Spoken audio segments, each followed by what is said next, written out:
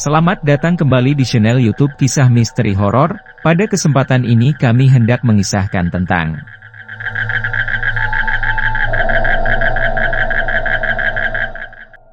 diserang hantu air yang menakutkan. Seperti biasa, sebelum pemirsa channel YouTube Kisah Misteri Horor menyimak kisah ini, silahkan siapkan cemilan dan dalam keadaan santai. Kalau sudah semua, mari kita mulai mendengarkan kisah ini. Gimana? Jadi mancingkan kita, kata Edi yang tahu-tahu udah nongol di pintu rumahku bersama Jono. Jadilah, udah disiapin jorannya, tanyaku. Udah dong, bawa cadangan juga, jawab Edi sambil menunjukkan 2 joran pancing. Jono pun juga membawa 2 joran. Oke, aku ngambil joranku dulu, sekalian pamit ke ibu, jawabku. Ya udah, buruan, sahut Jono. Segera aku masuk lagi ke rumah untuk menyiapkan peralatan pancing.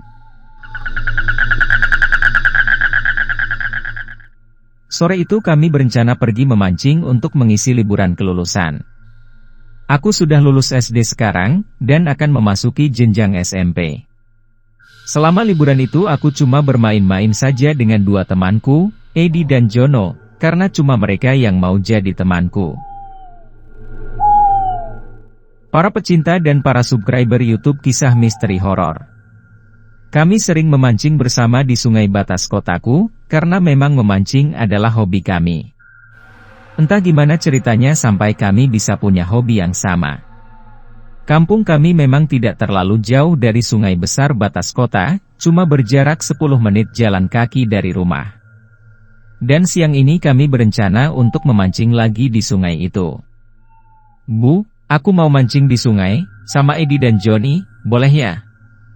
Pulangnya jangan terlalu sore ya, jangan sampai maghrib. Dan jangan dekat-dekat dengan kedung. Sudah banyak orang tenggelam di situ. Soalnya sungai di bagian itu dalam banget, lagian menurut cerita di situ ada Onggo Inggi juga, pesan ibu. Onggo Inggi itu apa bu? Tanyaku. Onggo Inggi adalah hantu sungai, suka menyeret orang ke dalam air hingga tenggelam, terutama anak kecil. Ingat pesan ibu, jangan dekat-dekat ke kedung, kata ibuku. Iya bu. Aku tidak tahu apakah perkataan ibu itu cuma untuk menakut-nakuti kami saja, ataukah memang benar-benar ada makhluk semacam itu.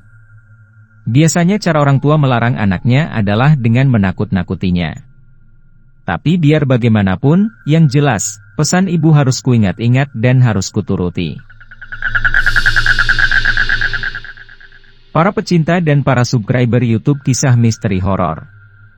Sambil membawa 2 joran pancing, aku beranjak keluar rumah. Joran kami semua sama, cuma terbuat dari bambu yang diraut sedemikian rupa hingga jadi panjang dan kecil, makin ke ujung makin mengecil dan lentur.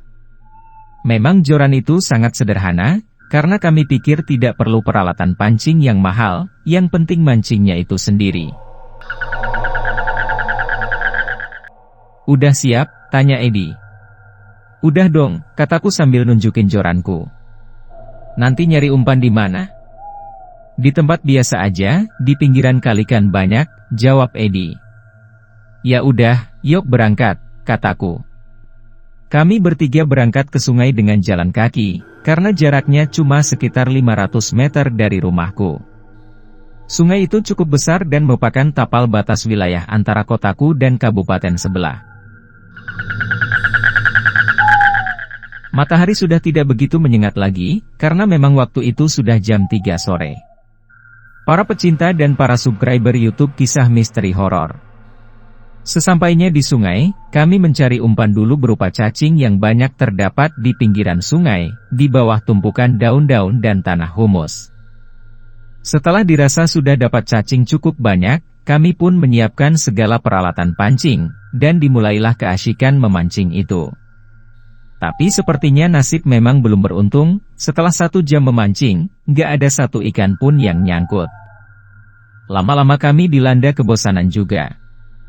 Jono bahkan bersandar di bawah pohon sambil terpejam.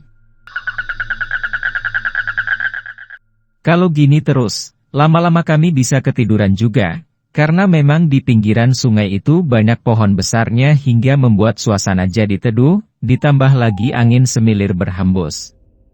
Sial bener hari ini, apa ikannya sudah habis ya? Masa nggak dapat ikan sama sekali, gerutu Edi. Mungkin kita aja yang nggak bisa mancing, timpal Jono.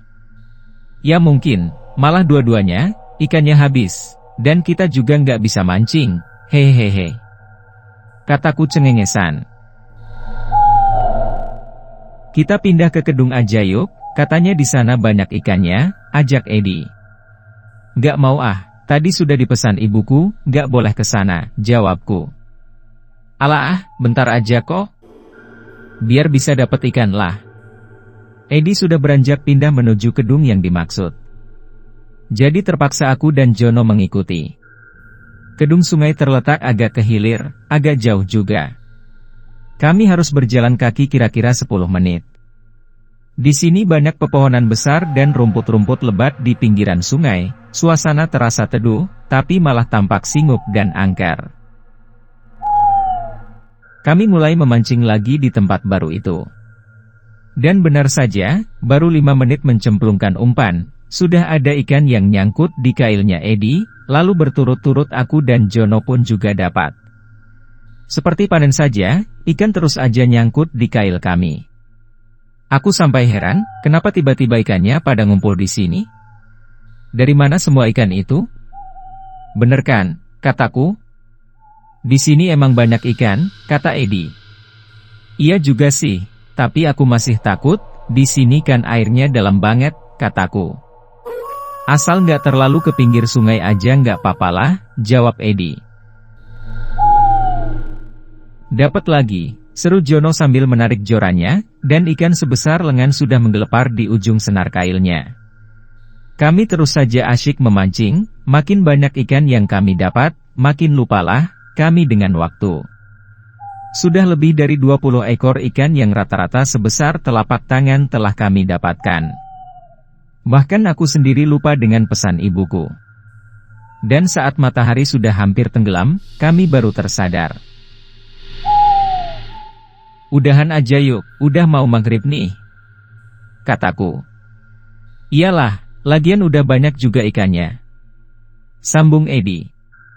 Bisa buat makan sekeluarga nih, sahut Jono. Besok kita bisa mancing di sini lagi, pasti dapat banyak lagi, kata Edi. Maka segera kami membereskan peralatan kami dan bersiap pulang. Sebelum meninggalkan pinggiran sungai, seolah tanpa sadar aku memandang ke arah tengah sungai berarus tenang itu. Dan dalam keremangan itu, tepat di tengah sungai, aku melihat semacam serat ijuk mirip rambut kusut berwarna hitam yang panjang mengambang terbawa arus. Belum lagi aku tahu benda apa itu, tiba-tiba benda itu keluar dari permukaan air. Kini jelas terlihat kalau benda kusut hitam itu adalah rambut, dan di bawah rambut itu ternyata ada sebuah kepala.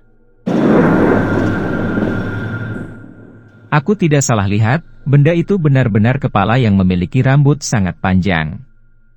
Dan yang muncul di permukaan air cuma kepalanya aja, badannya nggak kelihatan. Wajahnya terlihat hitam legam seperti gosong. Kukira itu adalah jasad orang yang tenggelam. Maka ku pertajam pandanganku, dan ternyata mata di wajah gosong itu terbuka membelalak.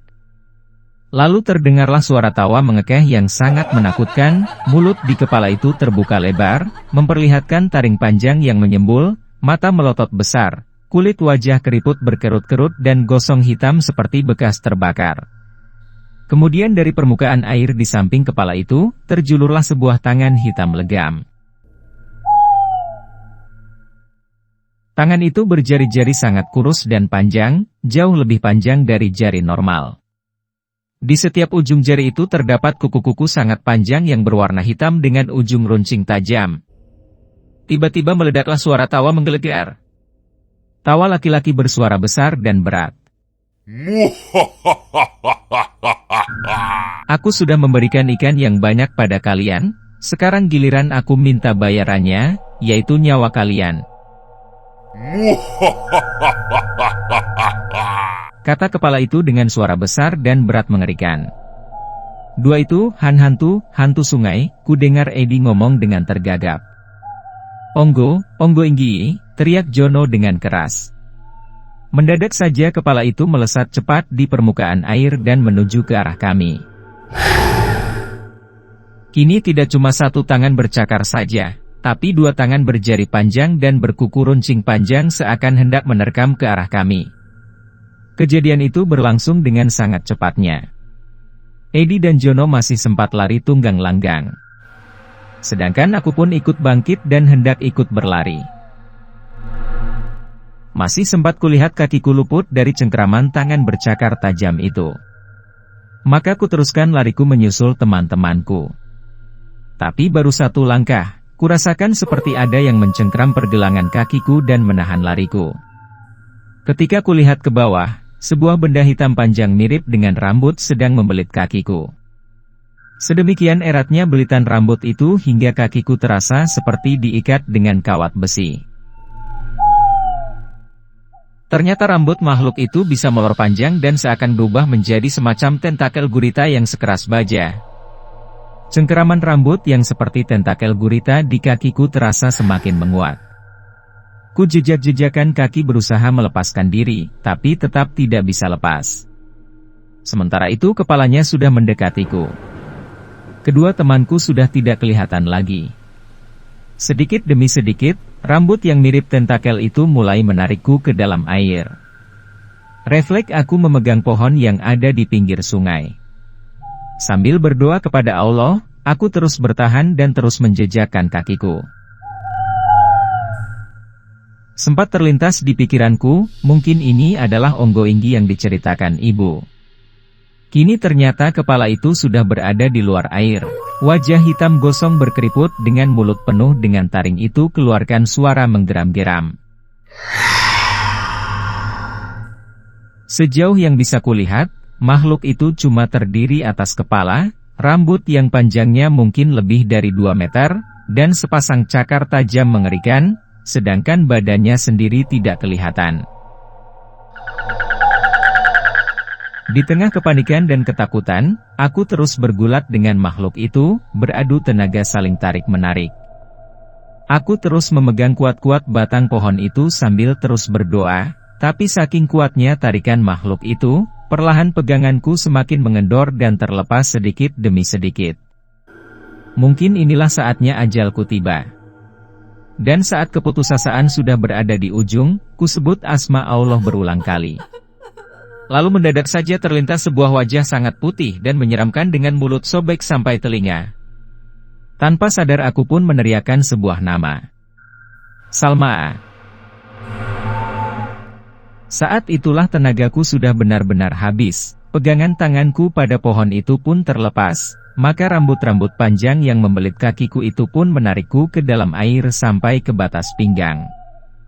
Tapi mendadak saja dari atas kepalaku melesat suatu bayangan hitam yang disertai suatu hembusan angin sangat keras, terdengar juga suara tawa cekikikan melengking-lengking menusuk telinga. Bayangan hitam itu langsung melabrak makhluk jin sungai yang menarikku tadi. Cengkeraman di kakiku terlepas. Aku langsung berusaha merangkak menjauhi sungai, setelah agak jauh, aku berbalik untuk melihat. Dan dalam keremangan senja itu kulihat dua bayangan hitam berkelebat sangat cepat, saling sambar di atas permukaan air sungai. Mereka seakan sedang bertarung dengan hebatnya. Para pecinta dan para subscriber YouTube Kisah Misteri Horor. Aku tertegun menyaksikan pertarungan samar itu, seperti sedang menonton sebuah film silat, tapi dipercepat hingga 100 kali lipat. Dan kemudian kulihat berkas-berkas cahaya biru melesat. Cahaya berbentuk sabit itu menghajar salah satu bayangan hitam tadi hingga terbelah menjadi beberapa bagian. Satu raungan panjang terdengar sangat keras menggigitkan, seperti raungan serak binatang buas. Namun raungan itu cuma sebentar, karena kemudian serpihan bayangan hitam itu meluncur jatuh ke air. Bau daging gosong tercium santar di sungai itu. Dan di atas permukaan air itu masih ada satu sosok bayangan hitam yang mengambang dalam posisi berdiri dengan gagahnya. Ku kenali bayangan itu sebagai Salma yang sedang dalam wujud kuntilanak hitam.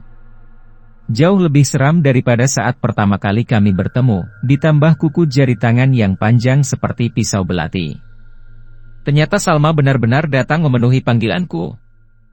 Jadi rupanya kilatan-kilatan cahaya biru berbentuk sabit tadi adalah serangan Salma pada makhluk itu.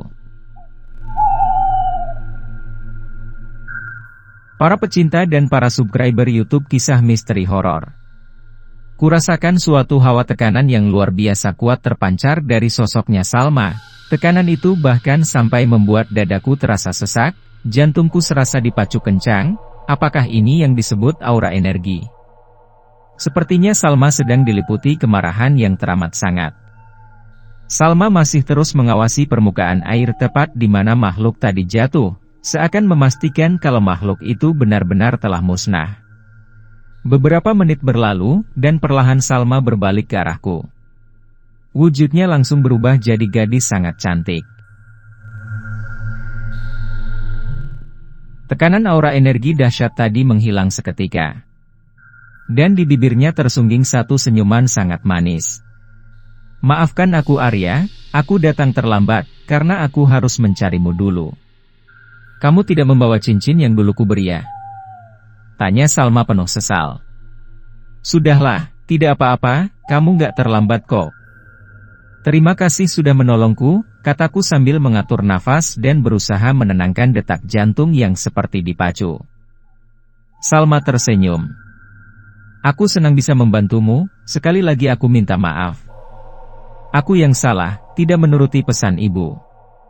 Aku mau pulang saja, kataku sambil masih gemetaran. Akan kudampingi kamu sampai rumah, untuk memastikan kamu aman, kata Salma. Kini baru kusadari pergelangan kakiku yang dicengkeram makhluk tadi terasa sangat perih dan panas.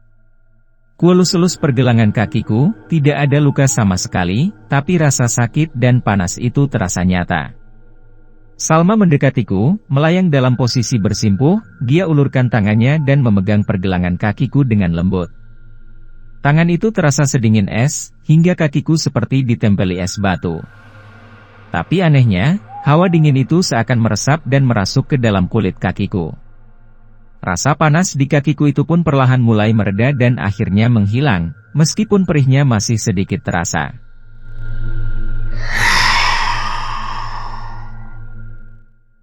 Terima kasih, kataku. Salma mengangguk dan tersenyum. Alam sudah benar-benar gelap gulita, dan dalam kegelapan ini, wajah putih pucatnya masih jelas terlihat olehku. Luka dari makhluk halus memang tidak kelihatan secara fisik, karena yang terluka adalah di bagian dalam, jelas Salma. Para pecinta dan para subscriber YouTube Kisah Misteri Horor. Aku tidak mengerti apa yang dia katakan, jadi aku pun segera beranjak dari pinggiran sungai itu.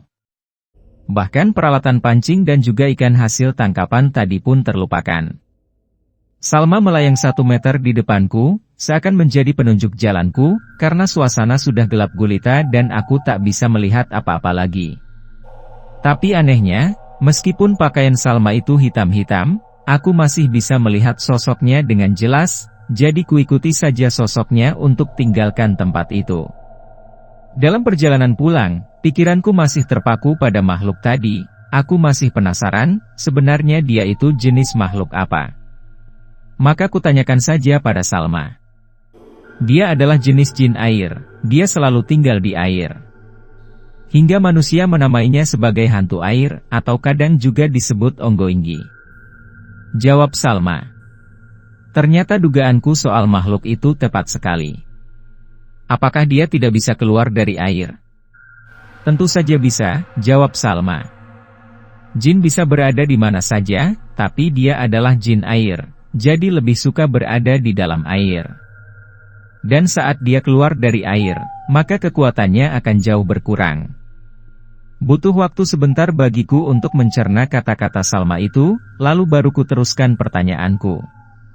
Kenapa dia menyerangku? Menyerang manusia. Makhluk itu adalah pemangsa, dia bisa memangsa apa saja, hewan atau manusia. Dia membunuh dengan menenggelamkan mangsanya di kedalaman air, jawab Salma. Apakah dia memangsa untuk dimakan? Tanyaku. Kalau mangsanya adalah hewan, maka yang dihisap adalah saripati darahnya, sedangkan darahnya sendiri masih utuh. Kalau dia memangsa manusia, maka dia akan menghisap energi dari manusia itu, dan jasadnya masih utuh juga, jawab Salma. Lagi-lagi sebuah penjelasan yang membuatku jadi bingung, hingga aku harus mencernanya baik-baik sebelum mengerti. Kami terus berlalu meninggalkan sungai itu, menaiki tanggul dan sampai pada jalan pinggiran kampung yang sudah ada lampu penerangannya. Para pecinta dan para subscriber YouTube Kisah Misteri Horor. Kubiarkan Salma mendampingiku pulang ke rumah, kini dia melayang di sampingku setinggi 1 jengkal di atas tanah. Sampai saat itu badanku masih gemetaran dengan hebat, aku nggak pernah menyangka ada makhluk semacam itu di dunia, dan dia telah menyerangku secara langsung. Baru kali ini aku diserang makhluk halus, tanpa provokasi dan tanpa sebab sama sekali. Sebaiknya, kemanapun kamu pergi, sebaiknya cincin itu kamu bawa terus saja, nggak kamu pakai juga nggak apa-apa, asal kamu bawa, kata Salma. Tapi aku nggak mau nantinya jadi bergantung pada cincin ini, timpalku. Aku hargai pendirianmu, memang bergantung itu harus tetap pada Tuhan. Itu cuma untuk berjaga-jaga saja, siapa tahu kamu dalam keadaan terjepit seperti tadi. Karena masih ada aku yang selalu berusaha membantumu. Ya, coba ntar aku bawa aja, jawabku akhirnya. Memang cincin pemberian Salma itu jarang sekali aku pakai. Sebenarnya aku nggak mau minta bantuan ke Salma, tapi tadi dengan sangat terpaksa aku harus memanggilnya, karena memang keadaannya sangat berbahaya, dan waktu itu yang terlintas cuma wajah mengerikan dari Salma, jadi kuteriakan namanya saja.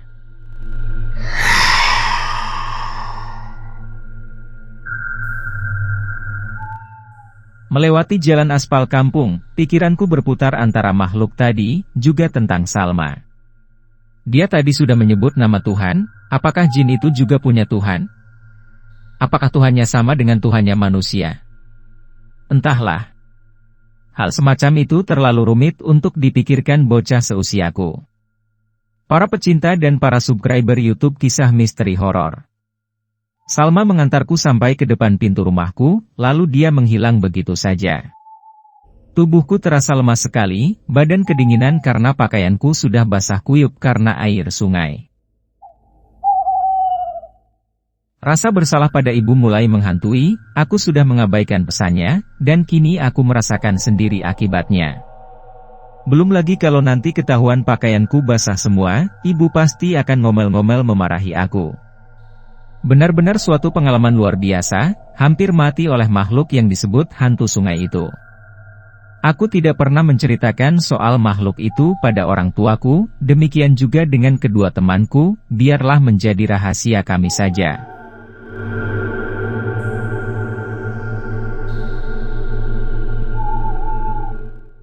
Nah, para pecinta dan para subscriber YouTube Kisah Misteri Horor, itulah kisah misteri dari kami. Bagaimana tanggapan Anda mengenai kisah ini? Silahkan tuangkan dalam kolom komentar. Para pecinta dan para subscriber YouTube Kisah Misteri Horor, tentu penasaran dengan kelanjutan kisah ini bukan? Silahkan ikuti bagian selanjutnya esok hari di waktu dan jam yang sama, dengan cara klik subscribe dan juga loncengnya, agar Anda selalu mendapatkan notifikasi jika channel YouTube ini mengupload video kisah terbaru.